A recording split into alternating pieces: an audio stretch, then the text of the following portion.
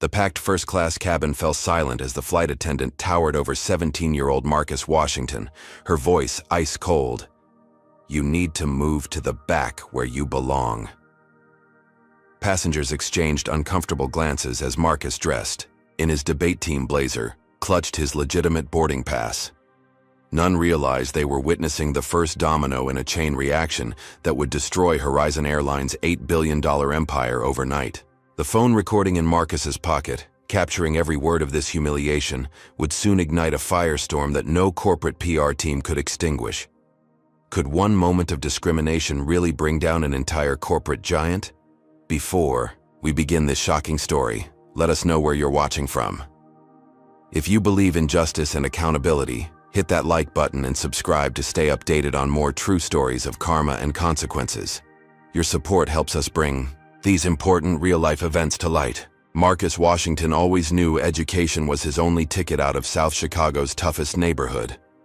Growing up in a small apartment with his mother, Letitia, who worked 2 jobs as a hospital aide and weekend cashier, Marcus learned early that excellence wasn't optional, it was survival. While gunshots sometimes interrupted his study sessions and underfunded schools meant sharing outdated textbooks, Marcus developed a gift that couldn't be denied: his voice.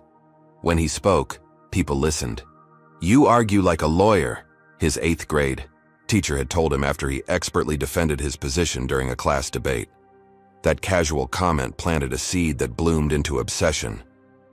Marcus joined the debate team in freshman year of high school, spending hours at the public library researching topics and practicing rebuttals while other teens hung out on street corners. By junior year, Marcus had transformed from a shy, bookish kid into a formidable orator who could dismantle opposing arguments with surgical precision. "Remember, baby," his mother would tell him before competitions, her eyes tired but proud, "you have to be twice as good to get half as much, but you're strong enough to do it."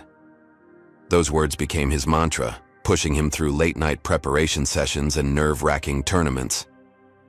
The National High School Debate Championship wasn't just another competition. It represented everything Marcus had sacrificed for. Facing privileged students from elite private schools across the country, Marcus stood out in his thrift store suit with carefully polished second-hand shoes. But when the final scores were tallied, Marcus Washington from Southside High had made history, becoming the first student from his district to win the prestigious title. What happened next seemed like a dream. Harvard University's admissions director personally called to offer Marcus a full academic scholarship, including a special campus visit to meet professors from their world-renowned law program. The cherry on top, they were flying him first class to Boston. "First class?" Marcus had repeated, stunned. "Like at the front of the plane?" "You earned it," the admissions director assured him.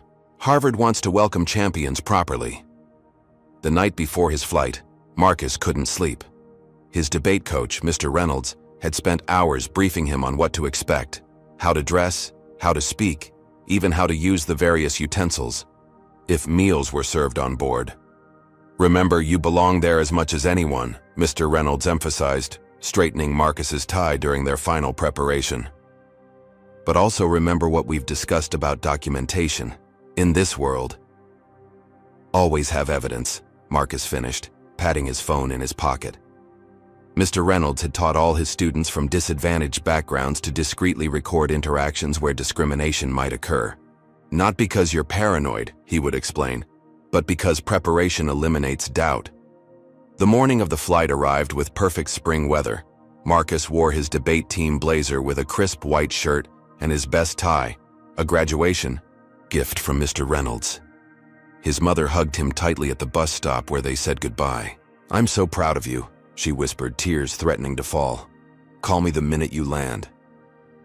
At O'Hare International Airport, Marcus approached the Horizon Airlines premium check-in counter, his heart pounding with excitement and nerves. It was his first time flying, let alone in first class. The attendant's smile faltered slightly when he handed over his ID and confirmation number. "You're in first class?" she asked, eyebrows rising as she stared at her screen. "Yes, ma'am," Marcus replied politely. "Harvard University booked it." She frowned, typing rapidly. "I'll need to see the credit card used for this purchase." "I don't have it." The university made the arrangements directly, Marcus explained, maintaining his composure despite the knot forming in his stomach. The attendant called over a supervisor, who reviewed his information with visible skepticism before finally issuing his boarding pass. "Make sure you go to the right seat," the supervisor said pointedly, handing him the ticket. "First-class passengers, board first." As Marcus walked away, he heard them whispering. His mother's words echoed in his mind. "You have to be twice as good to get half as much."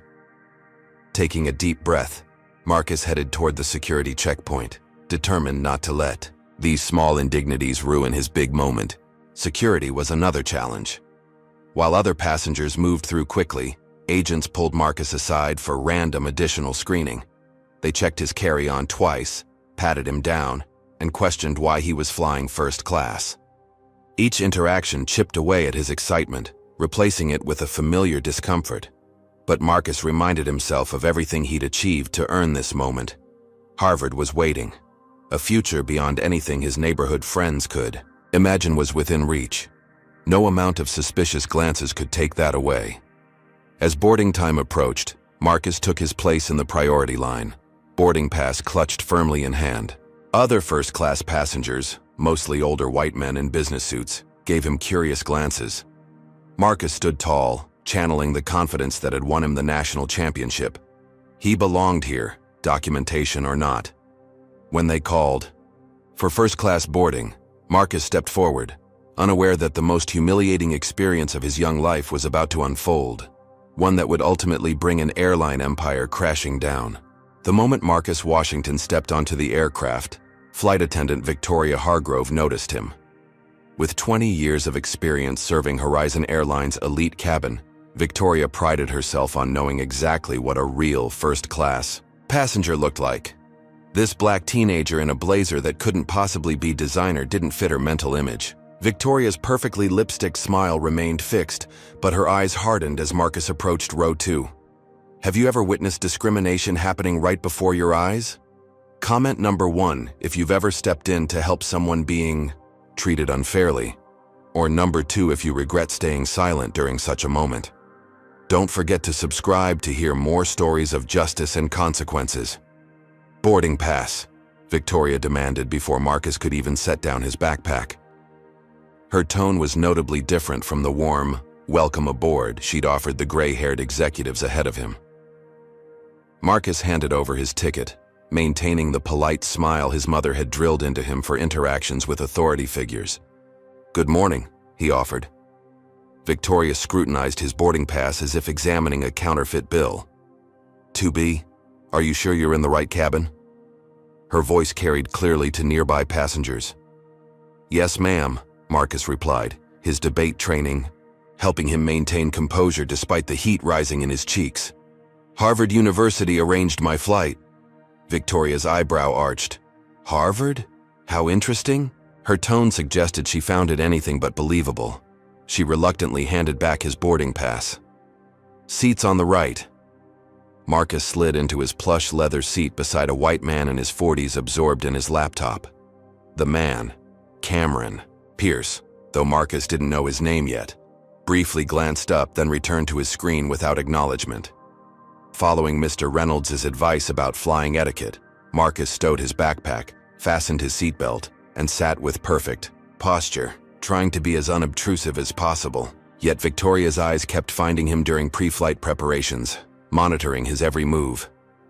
When she distributed hot towels, she nearly skipped Marcus until he made eye contact.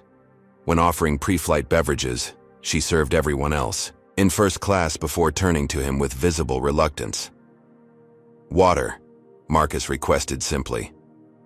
"We have sparkling or still," Victoria replied with exaggerated patience, as if explaining to a child. "Still, please." She returned with his water in a plastic cup, not the glass tumblers the other passengers received. Marcus noticed but said nothing, discreetly activating his phone's recording feature in his blazer pocket as Mr. Reynolds had taught him, not to make trouble but to protect himself. Across the aisle, a white teenager in designer clothes sprawled across his seat, loudly FaceTiming without headphones. Victoria smiled indulgently at him. The contrast wasn't lost on Marcus, who kept his expression neutral despite the growing knot in his stomach. The real trouble began shortly after takeoff. Victoria was serving drinks when she paused by Marcus's seat, frowning deeply. "I need to see your boarding pass again," she announced loudly. Marcus produced it from his pocket. "Is something wrong?" Victoria examined it with theatrical suspicion. "This doesn't look right. First-class seats for this flight were fully booked through our platinum members. Harvard booked it directly," Marcus explained again, his voice steady despite his racing heart. "It's a scholarship visit." The businessman beside him finally looked up from his laptop with mild interest. "Well, there must be some mistake," Victoria insisted. "These tickets are over $3,000. They don't just give them away." The implication hung in the air. The first-class cabin had gone quiet, other passengers now openly watching the interaction. "They didn't give it away," Marcus replied, maintaining eye contact despite his discomfort. "Harvard University purchased it as part of my scholarship package." Victoria's lips thinned. "Wait here." She disappeared to the front galley, returning with another crew member. "This young man seems to have confused his seat assignment," she explained to her colleague, as if Marcus weren't present. "My seat is 2B, Marcus stated firmly. "I've shown my boarding pass twice now." Victoria leaned closer, lowering her voice, but still audible to nearby passengers. "Listen, we both know you don't belong here. There's an empty seat in economy I can move you to without making a scene. Wouldn't that be better for everyone?" The businessman in 2A finally closed his laptop. "Is there a problem?" he asked, his tone neutral but eyes sharp.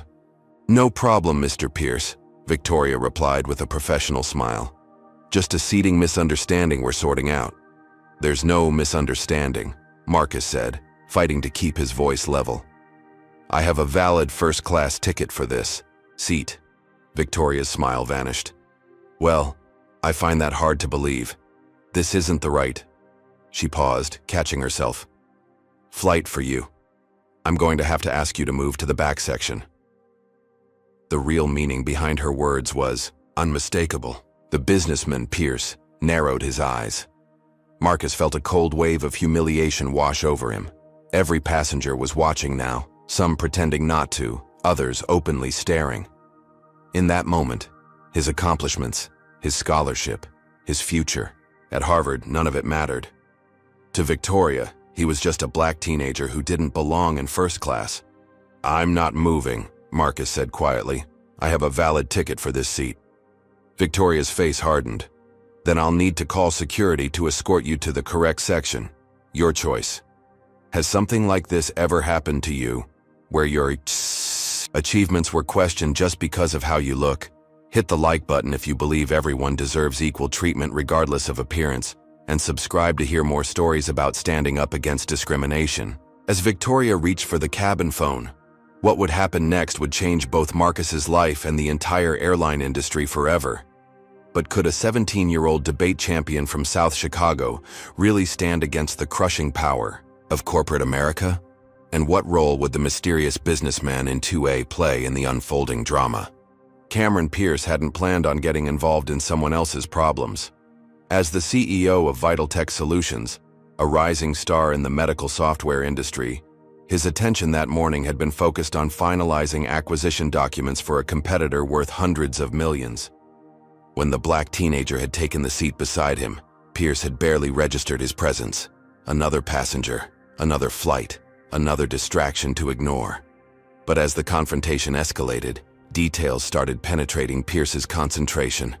The boy's Harvard scholarship, the flight attendant's thinly veiled comments, the obvious discrimination happening right beside him. Pierce had built his company on recognizing patterns others missed, and this pattern was painfully clear. "Actually," Pierce said, closing his laptop with a definitive click, "I'd like to see what's happening here." His voice carried the natural authority of someone accustomed to running boardrooms. Other passengers who had been pretending not to notice the confrontation now watched openly. Victoria Hargrove's professional smile snapped back into place. "Nothing to concern yourself with, Mr. Pierce. Just ensuring everyone's in their assigned seats." "He's shown you his boarding pass twice," Pierce observed. What exactly is the issue? Victoria's smile tightened. There appears to be some confusion with his ticket. First class was fully booked through our platinum members for this flight. I'm a platinum member, Pierce stated flatly. And I don't recall the airline having a policy of questioning legitimate boarding passes based on how passengers look.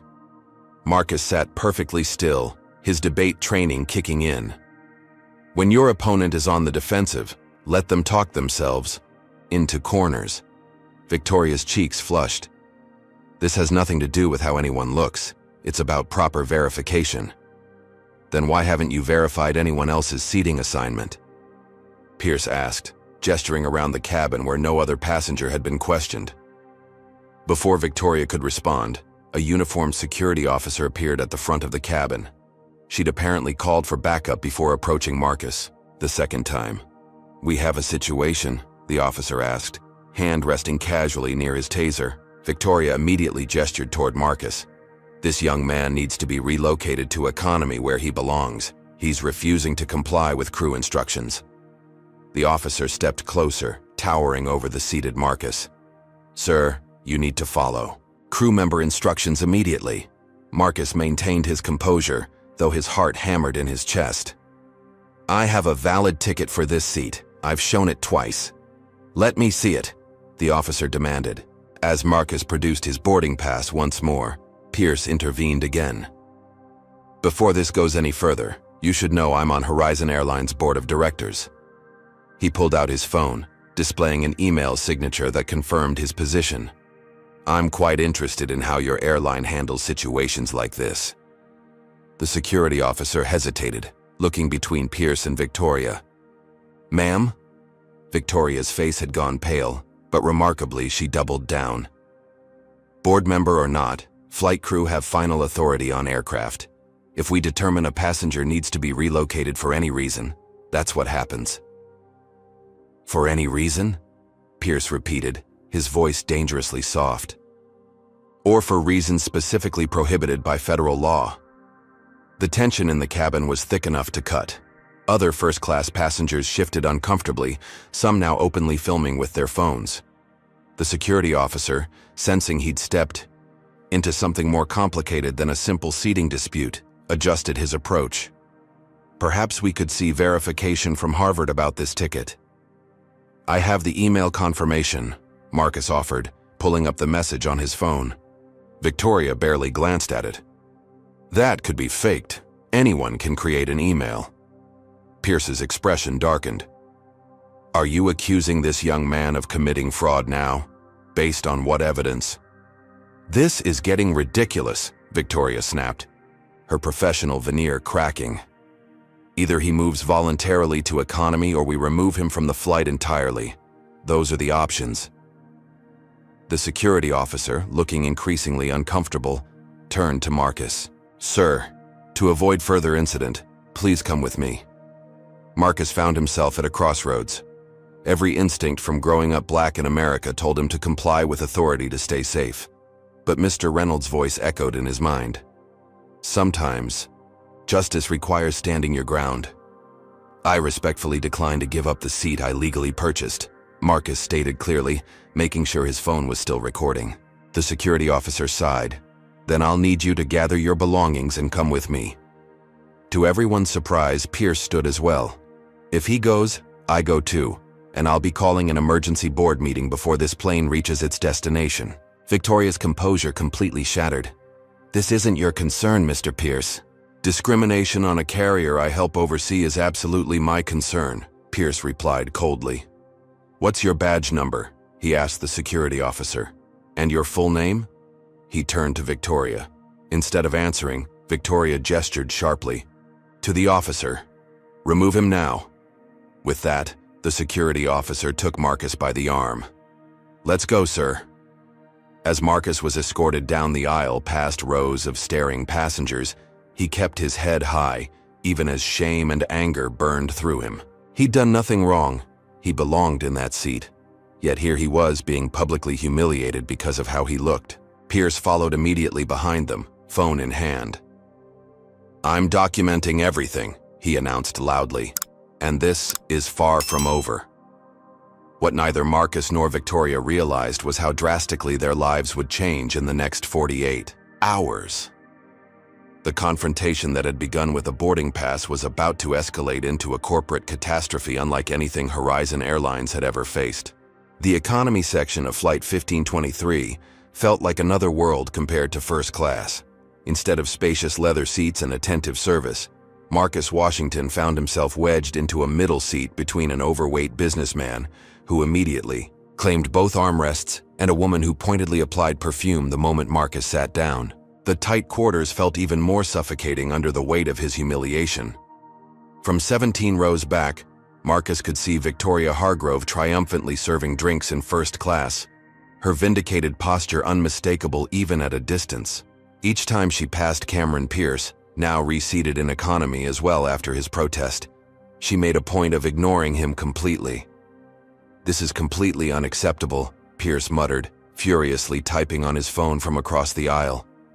Though they hadn't been seated together, Pierce had positioned himself where he could maintain visual contact with Marcus. "I'm emailing the entire board and CEO right now." Marcus nodded gratefully, but remained silent, overwhelmed by emotions he couldn't afford to display. Public emotion was a luxury black teenagers couldn't risk, as his mother had always warned. Instead, he sent a brief text to his mother explaining what had happened. The response came almost immediately. "I'm calling Harvard right now. Don't say anything more to anyone. Love you, baby." Letitia Washington wasn't just any mother. Raising a black son alone in South Chicago had taught her to be a fierce advocate. Within minutes of receiving Marcus's text, she was on the phone with Harvard's scholarship office, her voice shaking with controlled fury as she explained what was happening to their incoming student. The admissions director was horrified. "This is absolutely unacceptable. We'll contact the airline's corporate office immediately. Please assure Marcus we stand firmly behind him." Back on the plane, the situation was far from over. 40 minutes into the flight, an imposing man in a suit approached Marcus's row. "Mr. Washington?" he asked, displaying credentials. "I'm Air Marshal Donnelly. I need to speak with you privately." The surrounding passengers immediately went silent, staring at Marcus as if he were suddenly dangerous. The woman beside him clutched her purse closer. "May I ask what this is about?" Marcus inquired politely, his debate training once again providing a mask of calm over his internal panic. "We've received reports of a disruptive passenger," the marshal stated flatly. "Flight crew identified you." Pierce immediately stood up. "That's completely false. I've been sitting near him this entire flight. He's been absolutely silent." The air marshal barely glanced at Pierce. "Sir, please remain seated. This doesn't concern you." "Actually, it does," Pierce countered, holding up his phone to display his Horizon Airlines board credentials. "And I can tell you with complete certainty that any report of disruption is fabricated." Other passengers had begun filming the confrontation. The hashtag "First Class While Black" would start trending within the hour. The air marshal, now realizing he might be walking into a public relations nightmare, moderated his tone. "I still need to interview Mr. Washington privately." "I haven't left my seat since boarding," Marcus stated calmly. "I haven't spoken to anyone. I'm simply trying to reach Boston for my Harvard campus visit." "Harvard," the marshal repeated, doubt evident in his tone as he looked at Marcus's debate team blazer. That single moment of disbelief was caught on no fewer than 6 passenger phones, including one belonging to a social media influencer with over 2 million followers. "Yes, Harvard," Pierce interjected, "on a full academic scholarship that included this first-class ticket he was illegally removed from." The air marshal's radio crackled. After listening briefly, his expression changed. "The captain has decided to return to O'Hare for security reasons." A collective groan went through the cabin. "Because of me?" Marcus asked, disbelief clear in his voice. "Due to a security situation," the marshal replied evasively. "The only security situation on this aircraft is the blatant racial profiling of a minor," Pierce announced loudly enough for several rows to hear. Murmurs of agreement rose from passengers who had witnessed Marcus's removal from first class. The plane banked sharply, beginning its return to Chicago. Marcus sat rigidly, upright, keeping his hands visible on his tray table. At 17, he was acutely aware of how quickly situations involving authorities could turn dangerous for young black men. "Am I under arrest?" he asked quietly. "Just cooperate, and we'll sort everything out on the ground," the marshal replied, neither confirming nor denying. The next 40 minutes were the longest of Marcus's life. Passengers throughout economy openly discussed what they'd witnessed, many expressing outrage on his behalf. Several approached to offer their contact information as witnesses. Victoria remained in first class, conspicuously absent from the economy cabin she typically would have checked during landing preparations. When the plane finally taxied to the gate, the captain's voice came over the intercom. "Ladies and gentlemen, we apologize for the inconvenience. Local authorities will board momentarily. All passengers please remain seated." The local authorities turned out to be 4 airport police officers who entered and made a beeline directly for Marcus's seat. "Sir, please gather your belongings and come with us," the lead officer instructed. "He's 17 years old and has committed no crime," Pierce protested, standing again despite flight attendants urging passengers to remain seated. "Sir, interfering with police business is a federal offense," one officer warned Pierce. Marcus stood carefully, maintaining perfect politeness.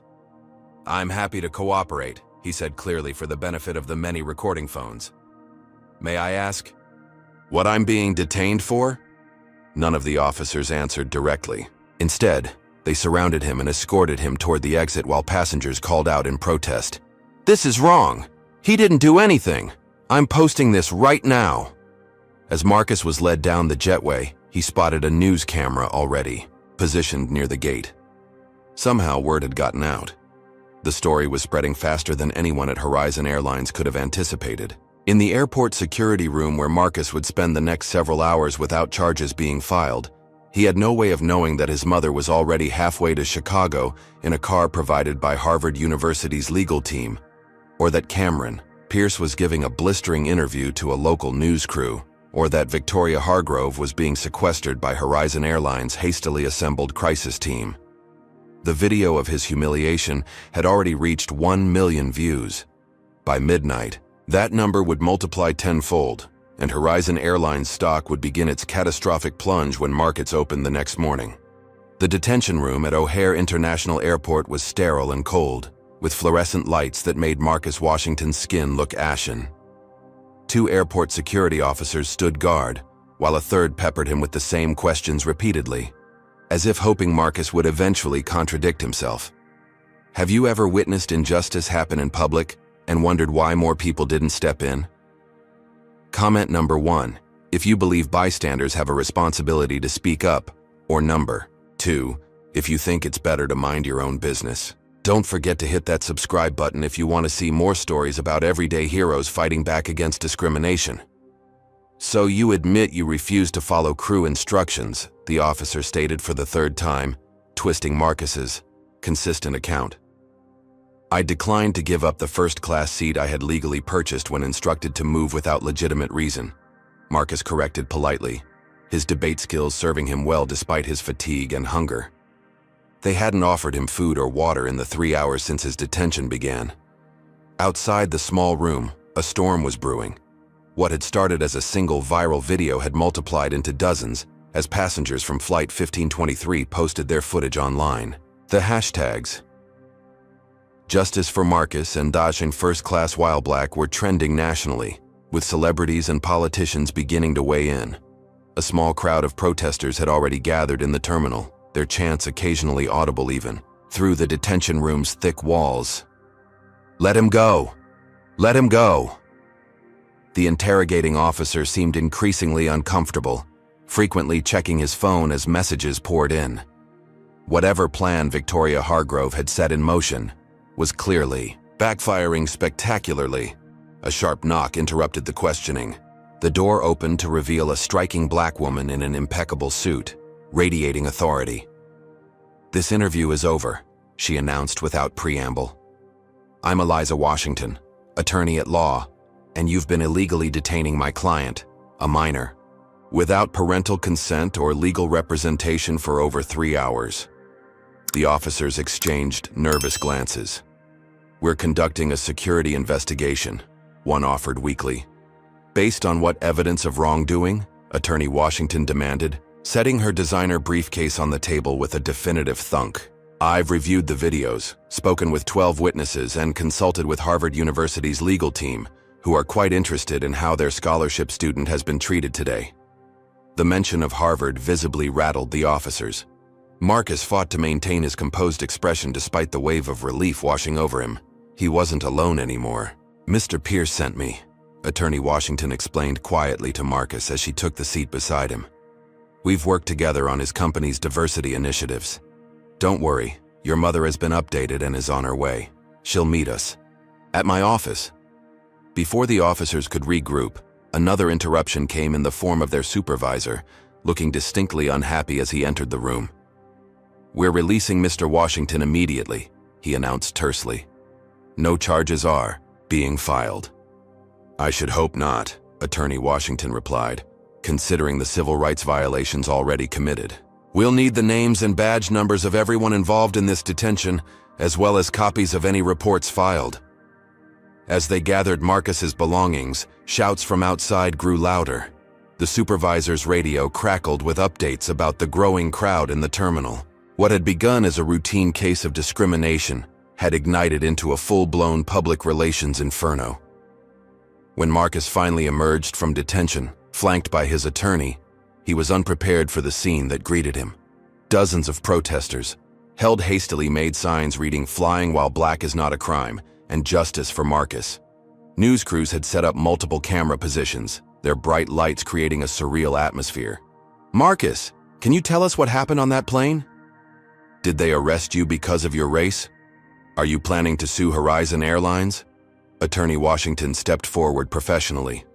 "My client is a 17-year-old honor student who was removed from his legally purchased first-class seat, publicly humiliated, and illegally detained without cause.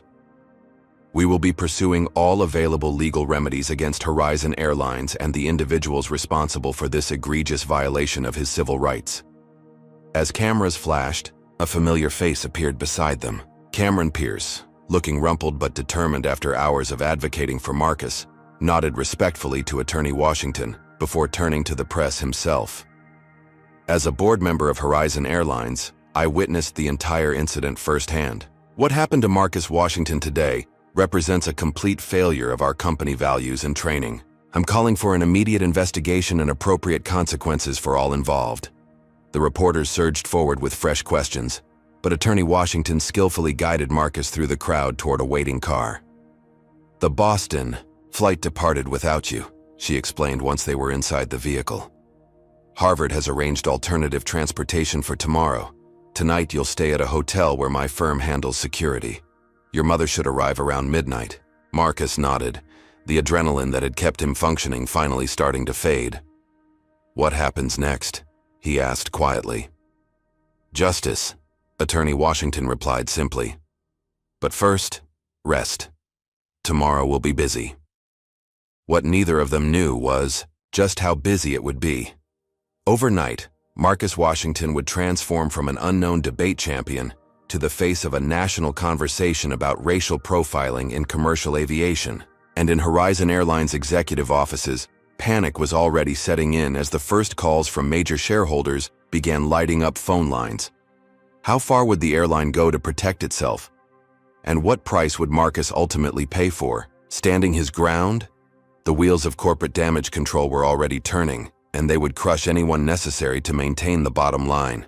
The hotel suite Harvard arranged for Marcus Washington bore no resemblance to the detention room he'd spent hours in earlier that day.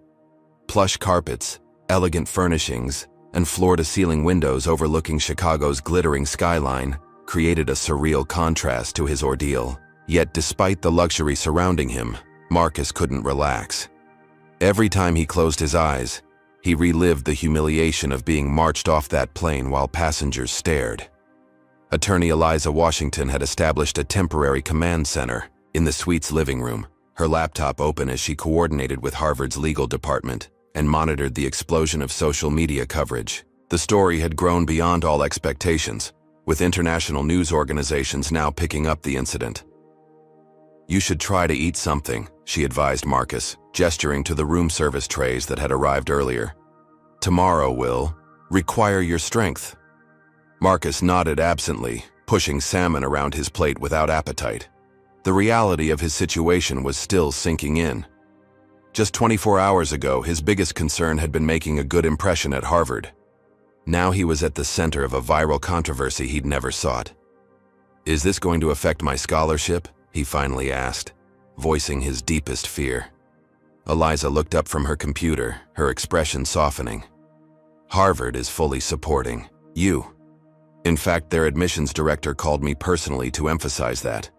If anything, they're concerned about how this trauma might affect you." Before Marcus could respond, a gentle knock at the door announced the hotel security team escorting his mother. Letitia Washington burst into the room, immediately enveloping her son in a fierce hug that finally broke through his carefully maintained composure.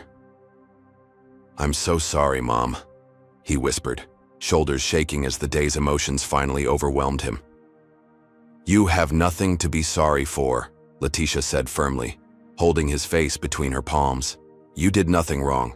It's them who should be apologizing to you." As if on cue, Eliza's phone rang. After a brief conversation, she turned to mother and son with raised eyebrows. "Speaking of apologies, Horizon Airlines' CEO wants to meet with Marcus tomorrow morning to resolve the situation amicably." "Absolutely not," Letitia declared. "Not without proper legal representation and guarantees." "My thoughts exactly," Eliza agreed. "I've told them we'll need time to consider any proposals in writing first." Marcus listened to them discussing strategy, feeling simultaneously empowered by their advocacy and overwhelmed by the situation's escalation. When his phone dinged with a news alert, he glanced down to see his own face on the screen, alongside the headline, "Debate Champion Detained. Horizon Airlines Accused of Racial Profiling." "They're trying to bury it," Eliza informed them, scanning her own alerts. Horizon just issued a statement claiming there was a misunderstanding regarding boarding procedures and that they're investigating the incident thoroughly. Marcus's phone continued buzzing with messages from his debate teammates, friends, and even teachers who had recognized him in the videos now circulating online. Support poured in, but so did warnings about the media spotlight's dangers for young Black men who dared to challenge powerful institutions. "Get some rest," his mother eventually urged as midnight approached. "Whatever happens tomorrow, you need your strength." But rest wouldn't come easily. Around 2 a.m., Eliza received word that Horizon's crisis management team had worked through the night preparing their counteroffensive. By dawn, they would be ready to deploy their strategy to protect the airline's reputation at any cost.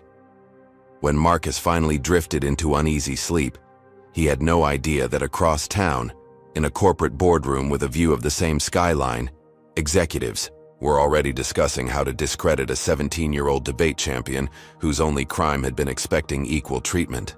Richard Harrington, CEO of Horizon Airlines, hadn't expected to be in the office at 6 a.m. on a Saturday. Dressed in hastily donned golf clothes, he'd been scheduled for a morning tea time at his exclusive country club. He stalked around, the conference room where his crisis management team had been working all night. The stock market wouldn't open for hours, but early indicators from international markets suggested trouble ahead. "Give me something I can use," he demanded, glaring at the presentation displayed on the wall screen. "What exactly is our exposure here?" Patricia Yates, head of legal, cleared her throat. "The videos are problematic. We've counted 17 different passenger recordings now circulating online. Multiple angles, clear audio, it's..." She hesitated, searching for a diplomatic term.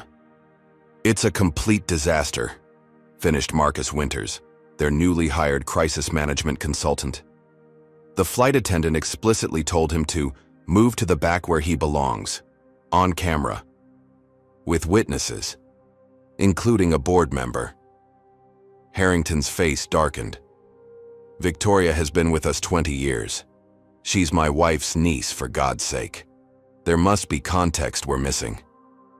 "The context is that she humiliated a Black Harvard scholarship winner for sitting in first class," Winters stated bluntly, "and our air marshal doubled down by treating him like a security threat with zero evidence."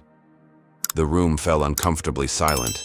Everyone present knew Victoria Hargrove's connection to the CEO went beyond professional ties. Her rapid promotion through senior cabin service ranks, despite numerous passenger complaints, had been a source of quiet controversy within the company for years. "What's our immediate damage control?" Harrington finally asked. The head of public relations clicked to the next slide. "We've issued a standard investigating the situation statement. Victoria has been placed on administrative leave with pay. We're offering Marcus Washington and his family compensation and upgraded travel for a year." "Will that be enough?" Harrington pressed. Patricia Yates shook her head. "Unlikely. Their attorney is Eliza Washington from Civil Rights Action Network. She doesn't settle discrimination cases quickly or cheaply." "Any relation to the kid?"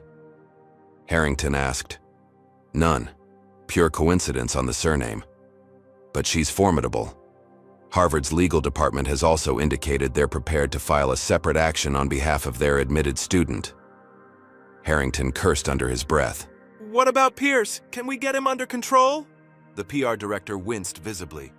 "He's been, outspoken. Multiple interviews yesterday.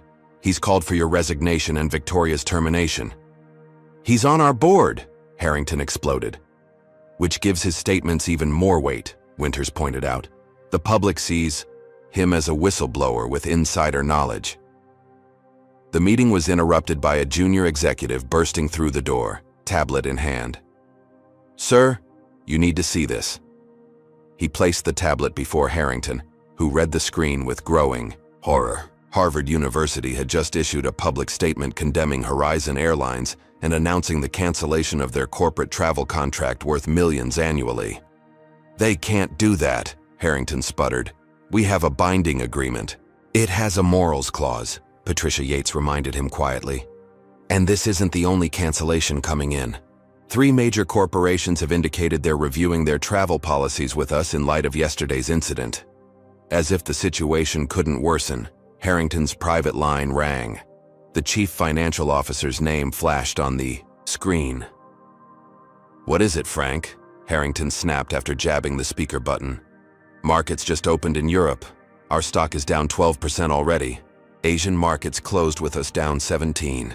Analysts are predicting North American markets will be worse." A stunned silence fell over the conference room. "It's just one incident," Harrington finally said, though his voice lacked conviction. "One employee's misjudgment. The market's overreacting." "It's not just the incident," the CFO countered. "Pierce leaked recordings from last month's board meeting where you dismissed diversity training as, quote, pointless political correctness eating into our profit margins." The color drained from Harrington's face. "He recorded a confidential meeting?" "Legal gray area since we're a publicly traded company and he's a board member with fiduciary duty," Patricia Yates noted, looking increasingly grim. "The clips are devastating in the current context." Harrington stared at the stock projections, now being displayed on the main screen. Millions in value evaporating by the minute. Years of growth potentially wiped out in a single day. All because Victoria couldn't tolerate a black teenager in first class. "Get Victoria in here," he ordered, jaw tight. "No more administrative leave with pay. We need a sacrificial lamb, and it's going to be her." The crisis team exchanged uncomfortable glances. "Sir," the PR director ventured carefully, "Victoria is already giving interviews." "What?" Harrington bellowed. "Who authorized that?" "No one. She went rogue about an hour ago. She's claiming she was following unwritten company policies regarding passenger profiling and that she's being scapegoated for practices management encourages behind closed doors." Harrington collapsed into a chair, the full magnitude of the disaster finally sinking in. On the wall screen, Horizon stock continued its free fall as trading opened in London. "Get me every record of Marcus Washington you can find," he finally ordered. "School disciplinary reports, social media, police contacts if any exist. There must be something we can use to shift the narrative." "Sir," Patricia Yates interjected, "with all due respect, attempting to smear a minor could exponentially increase our liability." Harrington slammed his fist on the table. "We're already facing billions in market value loss. Find me leverage." or find new jobs. As the crisis team scrambled to follow orders, none of them noticed the young administrative assistant who had been quietly taking notes in the corner, a Harvard class ring visible on her finger. Within minutes, Marcus's legal team would know exactly what Horizon was planning, giving them crucial time to prepare their counter-offensive. The corporate machine was mobilizing all its resources against a teenager. But in underestimating Marcus, Washington, they were making the biggest mistake of all. Sunrise painted Chicago's skyline gold as Marcus Washington stood at his hotel window, steeling himself for the day ahead. Behind him, the suite had transformed into a war room. Attorney Eliza Washington coordinated with a team of civil rights lawyers via video conference while his mother fielded calls from family and community supporters. The national president of the Urban League had personally phoned to offer resources for what was becoming a landmark discrimination case. Can you imagine being thrust into the spotlight at just 17, facing down a multi-billion-dollar corporation determined to destroy your reputation? Comment number 1 if you think you could handle the pressure with Marcus's composure, or number 2 if you'd be terrified. Hit that subscribe button if you believe in standing up for what's right, even when the odds seem impossible. They're going to try to discredit you, Eliza warned, ending her call and turning to Marcus. Our source inside Horizon confirms they've tasked their crisis team with digging into your background. Letitia Washington's face hardened with maternal fury. He's a straight-A student with perfect attendance and a national championship. What could they possibly find? It doesn't have to be real, Eliza explained grimly. They just need something plausible enough to shift public opinion. A social media post taken out of context, an argument with a teacher that can be exaggerated, anything to paint Marcus as difficult or aggressive. Marcus absorbed this with outward calm, though his stomach churned. So what do? We beat them to the punch, Eliza replied, sliding a prepared statement across the table. Your story in your words, before they can control the narrative. CNN and MSNBC are ready to interview you this afternoon. As Marcus reviewed the statement, his phone buzzed with an alert from his debate team group chat. The message chilled him. Someone claiming to be a journalist is calling everyone asking about Marcus getting in fights? What should we say? It's already starting, he said quietly, showing the message to Eliza. She nodded, unsurprised. They move fast, which is why we need to move faster. Before they could discuss further strategy, Eliza's assistant burst into the suite without knocking, her expression urgent. You need to see this right away. She thrust an iPad toward them, displaying a breaking news headline. Horizon Airlines. Insider. Black teen removed from flight has history of confrontations. The accompanying article cited anonymous sources close to the investigation, claiming Marcus had multiple disciplinary incidents at his high school and had been combative with flight crew before any recording began. But that's completely false, Letitia exclaimed, scanning the article with growing outrage. He's never had a single disciplinary action.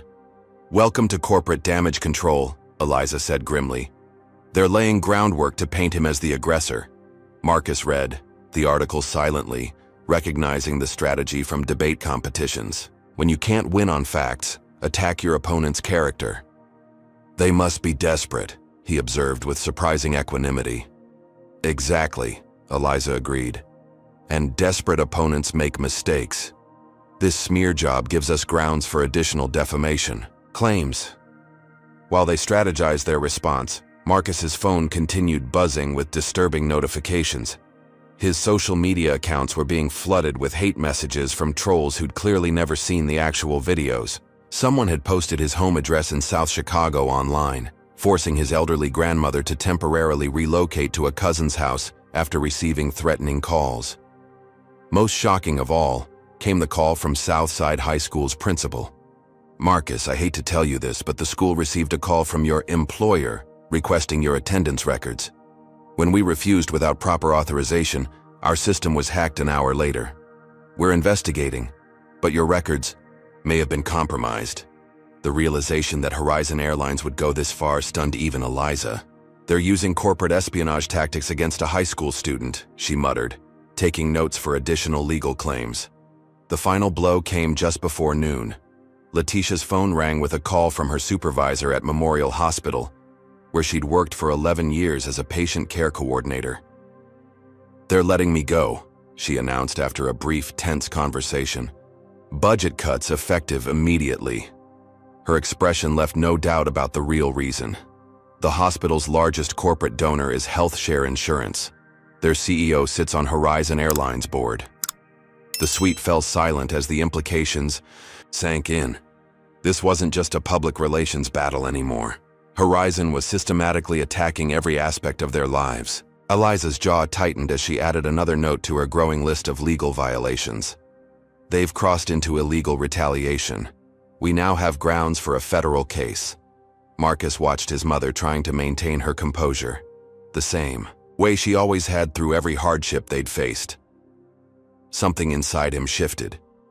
The debate champion who carefully considered every angle before speaking found a different voice, direct and unwavering. "Enough," he said simply. "I'm ready." For the cameras.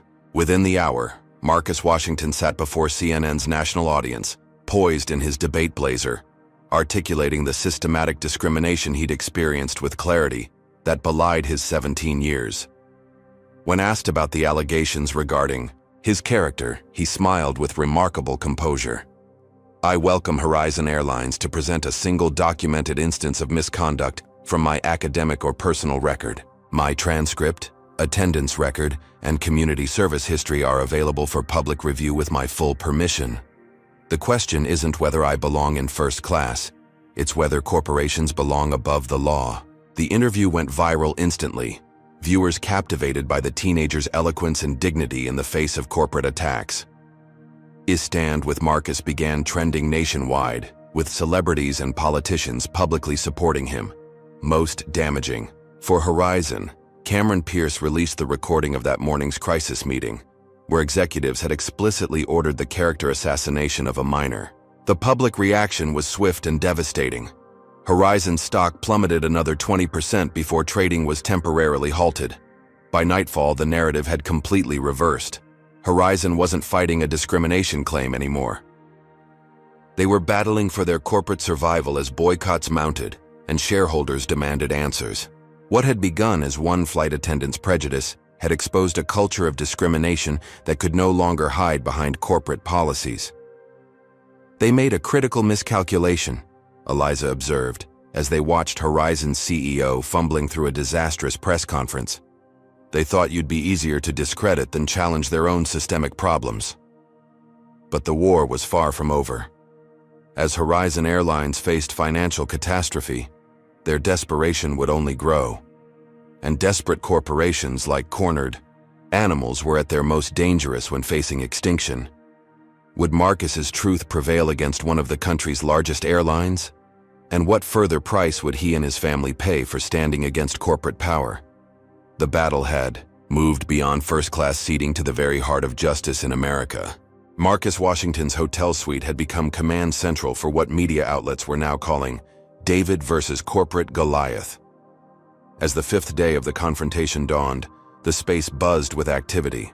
Civil rights attorneys prepared documents, media specialists monitored coverage, and community organizers coordinated nationwide protests at Horizon Airlines counters across the country. In the midst of this controlled chaos, Marcus sat quietly reviewing a thick document, Horizon's settlement offer delivered by courier that morning. The figure was staggering: $8 million in exchange for a confidentiality agreement, and public statement that the incident had been a misunderstanding.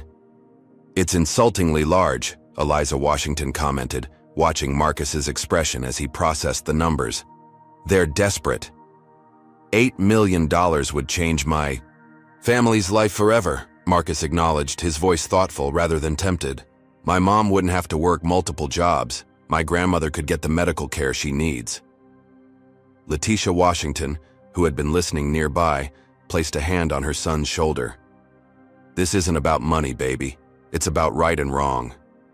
Marcus nodded, closing the folder with quiet resolve. "I know. I need to think about the other Marcus Washingtons out there who don't have cameras recording when it happens to them." Eliza smiled with quiet approval. "I'll inform them the offer is declined." As Eliza stepped away to make the call, Cameron Pierce arrived for their scheduled strategy meeting.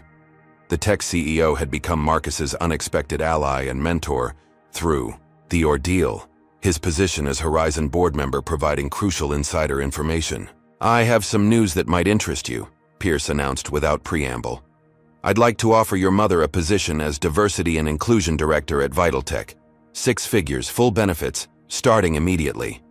Letitia's eyes widened, in shock. "Mr. Pierce, I appreciate the offer, but I don't have qualifications for a corporate position like that." "You have the only qualification that matters," Pierce countered. "You raised a son with the courage to stand up against injustice, with dignity and intelligence. Vitaltech needs that perspective in leadership." While Letitia processed this life-changing offer, Marcus's phone buzzed with a call from Harvard's admissions office. The university had arranged private transportation to Boston, with campus security to ensure his safety during the now highly publicized visit. "We won't allow discrimination to interfere with your education," the admissions director assured him. "Harvard stands firmly behind you." The events of the morning reinforced what was becoming increasingly clear. Marcus Washington was, no longer fighting alone. A movement had coalesced around him, giving his individual experience the power to challenge institutional discrimination.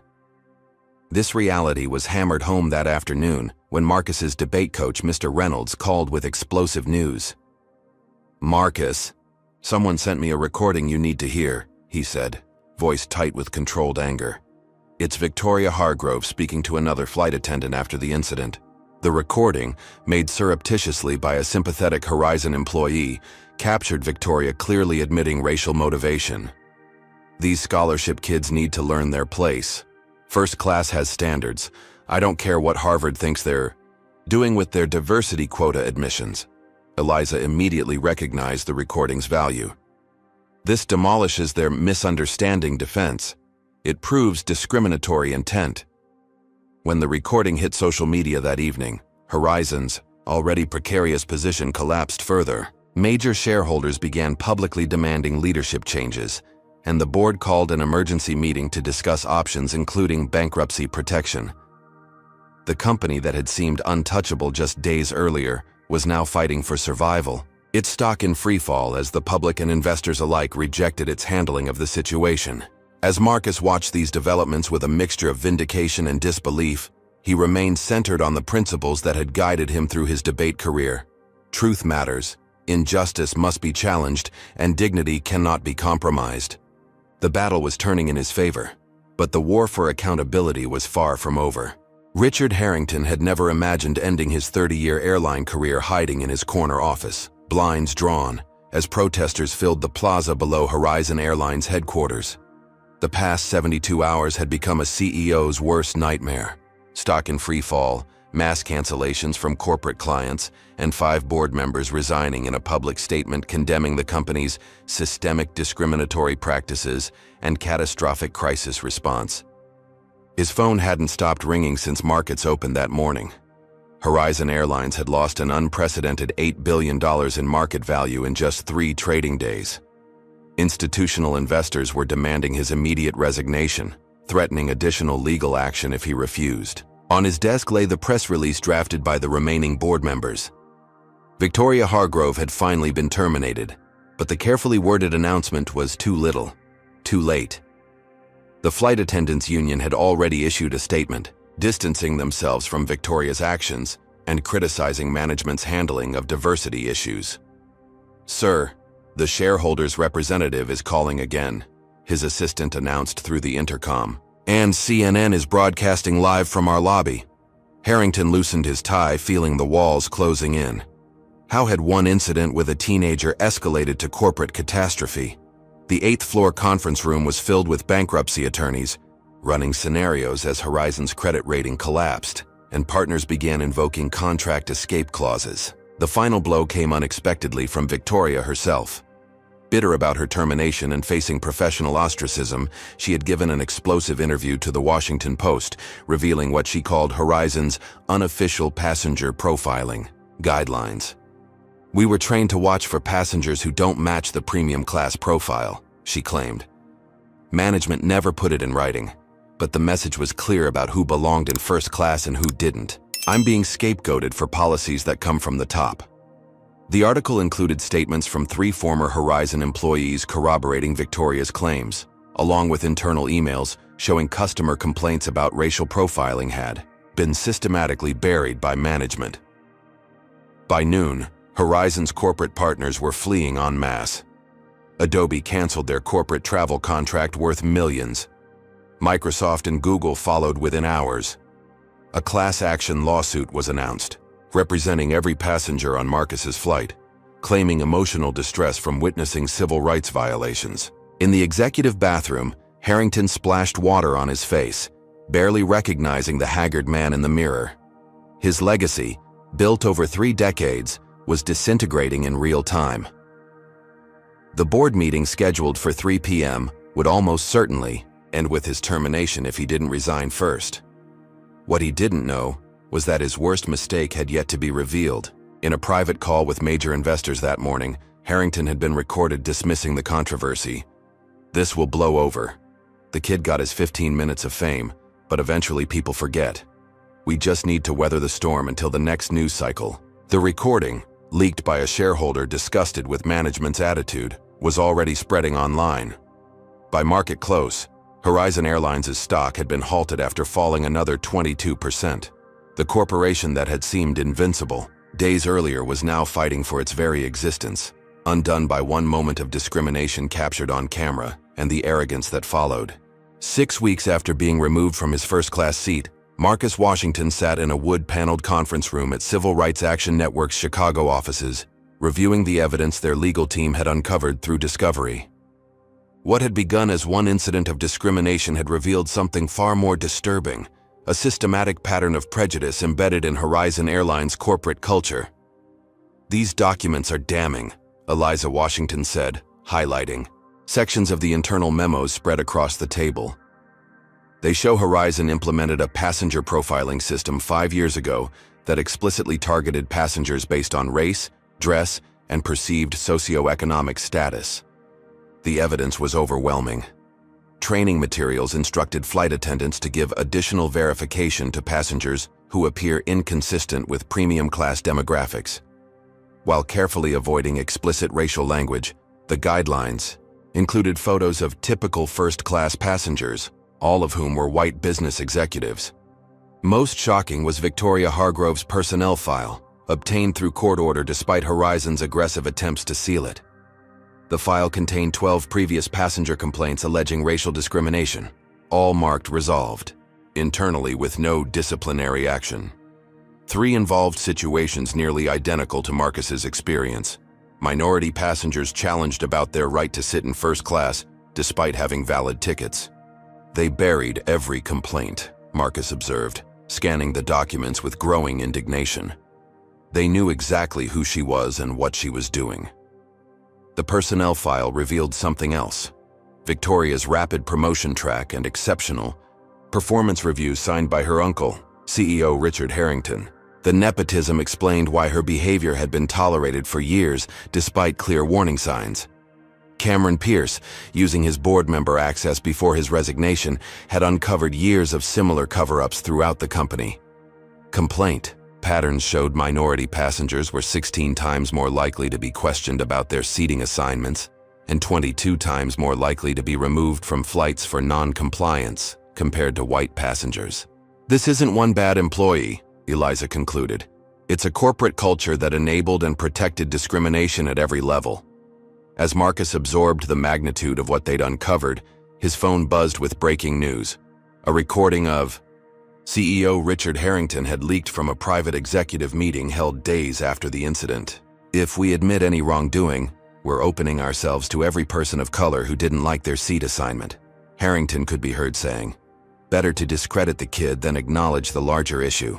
We all know what first-class customers expect, even if we can't say it publicly." The recording's authenticity was verified within hours by 3 former executives. By evening, Horizon's remaining advertisers were pulling campaigns worth billions, and bankruptcy rumors gained credibility as the stock hit its lowest point in company history. That night, as Marcus prepared for a national civil rights conference, where he would be the keynote speaker, his phone rang with an unexpected caller. Victoria Hargrove herself.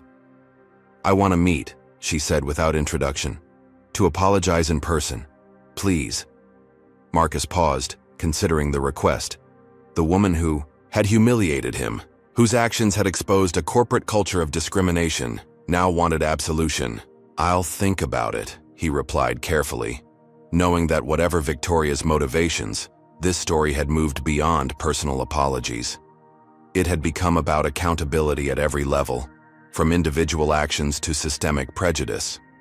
The CI. Next day, as Marcus delivered his address to a standing room-only audience of civil rights leaders, legal experts, and media, he never mentioned Victoria by name. Instead, he focused on the structures that enabled discrimination to flourish unchecked in American institutions. "What happened to me was not about one seat on one flight," he concluded. "It was about who belongs in spaces of privilege, who gets questioned, and who is believed. Until we address these fundamental questions, we will continue having different Americas for different Americans." The speech was broadcast nationally, cementing Marcus Washington's role not just as a victim of discrimination, but as a powerful voice for systemic change. 6 months later, Marcus Washington sat in Harvard Law School's amphitheater, taking notes during his constitutional law seminar. Though just a freshman, he'd received special permission to audit the class, where his own case, Washington v. Horizon Airlines, had become required reading in the curriculum. The settlement had been historic: $42 million in damages, plus binding commitments to restructure hiring, training, and complaint procedures throughout the company. Horizon Airlines had emerged from bankruptcy with a new name, new leadership, and a corporate structure that included oversight from civil rights organizations. Victoria Hargrove had never returned to the aviation industry. Last Marcus heard, she was working retail, her employment prospects permanently damaged by her central role in what business schools now taught as the textbook example of how discrimination could destroy a corporate brand overnight. Richard Harrington hadn't fared much better. Forced to resign in disgrace, he now faced criminal charges for securities fraud after investigators discovered he had sold company stock while publicly defending its practices. The carefully constructed facade of corporate respectability had crumbled, revealing the rot beneath. The money from the settlement had changed Marcus's family's life, though not in ways outsiders might expect. His mother had accepted the position at Vital Tech, where she now led diversity initiatives that were transforming the tech industry.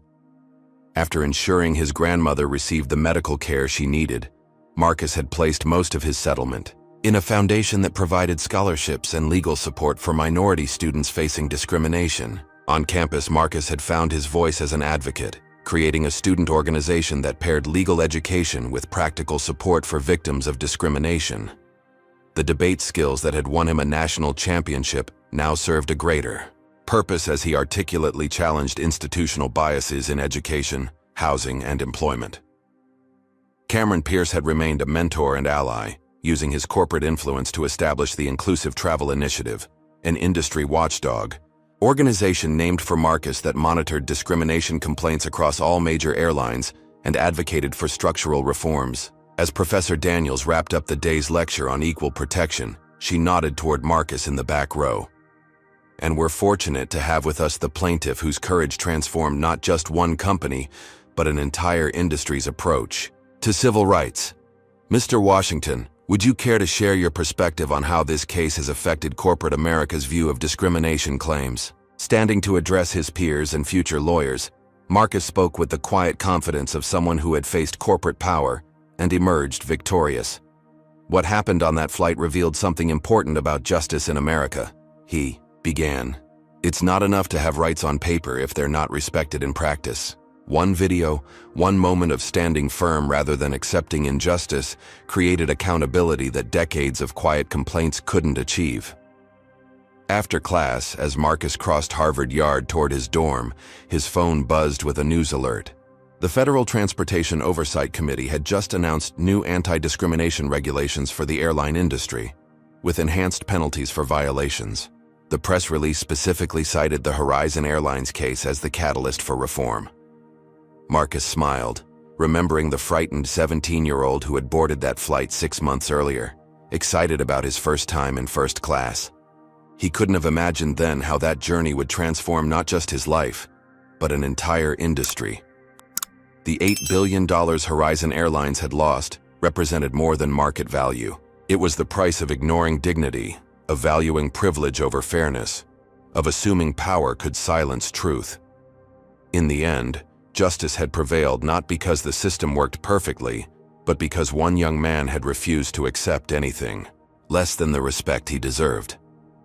As future Harvard lawyers now studied his case, Marcus Washington continued preparing for a career ensuring that what happened to him would lead to lasting change, not just for one airline or one industry, but for a society still struggling to fulfill its promise of equal justice for all. The story of Marcus Washington's encounter with discrimination aboard Horizon Airlines teaches us several powerful lessons about justice, accountability, and courage in modern America.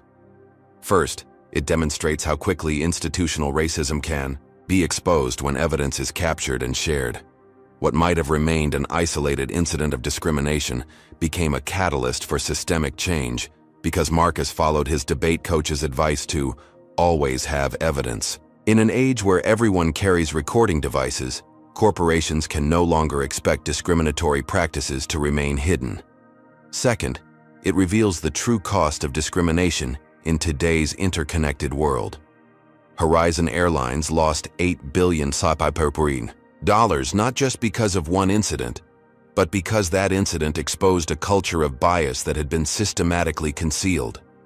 Companies that tolerate discrimination now face not only legal consequences, but devastating market reactions that can destroy decades of brand building overnight. Third, Marcus's story highlights the power of dignified resistance. By maintaining his composure, articulating his position clearly, and refusing unjust treatment, Marcus transformed a personal humiliation into a movement for accountability. His debate training served him well beyond competitions, becoming a tool for justice. Perhaps most importantly, this case demonstrates that systemic change often requires both individual courage and collective action. Marcus standing his ground created the spark, but it took allies at every level, from fellow passengers with their phones to Harvard's institutional support to Pierce's insider knowledge, to create meaningful reform. The $8 billion Horizon lost wasn't just a financial penalty. It was the market's declaration that discrimination is no longer a viable business practice in America. Have you ever witnessed discrimination and wondered if speaking up could really make a difference? Marcus's story shows how one person's stand for dignity can create ripples that transform entire industries. Have you ever stood up against injustice, or do you regret staying silent? Share your experience in the comments below. If you believe in a world where everyone deserves equal respect regardless of their appearance, hit that like button and subscribe. For more powerful stories of everyday people challenging systemic injustice, your support helps us continue bringing these important narratives to light. Remember, change doesn't always require grand gestures. Sometimes it starts with simply refusing to accept unfair treatment and having the courage to say, "This isn't right." Thank you for watching, and may we all find Marcus's courage when faced with injustice in our own lives.